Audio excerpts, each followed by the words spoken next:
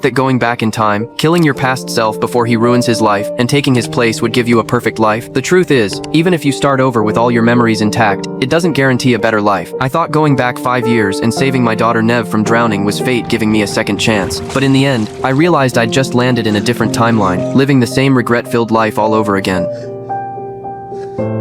I'm a painter, and the things I paint make people uncomfortable. In my paintings, my wife Maya and my daughter Nev always appear twisted and curled in on themselves. Those paintings reflected exactly what was going on in my mind. Years of everyday family life had already worn away whatever love I had left for Maya. And by then, all I had left for Nev was going through the motions. When she asked me to go catch butterflies with her, I turned her down without a second thought and headed straight to my female neighbor's house instead. I chose to have an affair with her while my wife was away. She was young and wild, and being with her gave me a rush I hadn't felt in years. But I had no idea that this one selfish choice would bring consequences I could never undo. Meanwhile, after I turned her down, Niv went off chasing a blue butterfly all by herself, never noticing that her shoelace had come undone. An accident that couldn't be avoided was already set in motion. When I got home after leaving my neighbor's house, I called out for my daughter, but there was no answer. Something felt wrong, so I looked toward the backyard pool. That's when I realized it was already too late.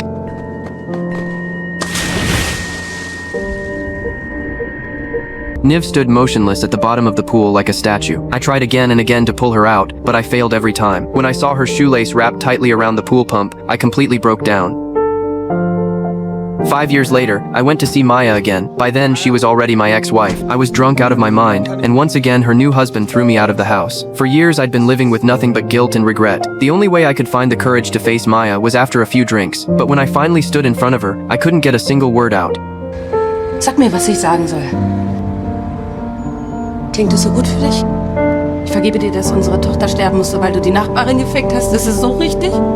Everything she said only made my guilt cut even deeper. After hitting rock bottom, I left Maya one last message, telling her I'd never bother her again. My voice was filled with nothing but exhaustion. Maya sensed something was wrong and tried to call me back, worried, but I'd already hung up. Then I returned to the pool where the tragedy had happened 5 years earlier and slowly let myself sink into the murky water. 5 years hadn't eased any of the pain. Every single day I stayed alive felt like torture. To me, this was the only way I had left to atone for my failure as a father. As my body sank deeper into the water, I felt something close to peace for the first time. Then I passed through the dark water and found myself in another world. Everything there felt soft and dreamlike, and then I finally saw Nev, the daughter I'd missed for 5 long years. I opened my arms, ready to embrace the daughter I'd waited 5 years to see again. But then, in the very next moment,